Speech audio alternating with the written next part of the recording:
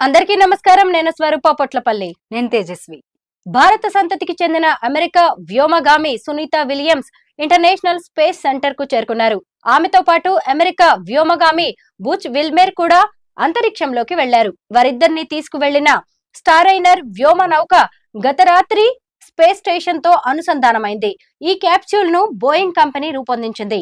ఇదే దాని మొదటి మానవ సహిత యాత్రగా నిలిచింది.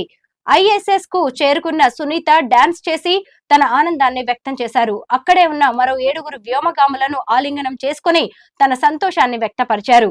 దీనికి సంబంధించిన వీడియోను బోయింగ్ స్పేస్ తన ఎక్స్ ఖాతాలో పంచుకోగా ప్రస్తుతం అది వైరల్ అవుతోంది. సునీత చేసిన డాన్స్ అందరినీ ఆకట్టుకుంటోంది.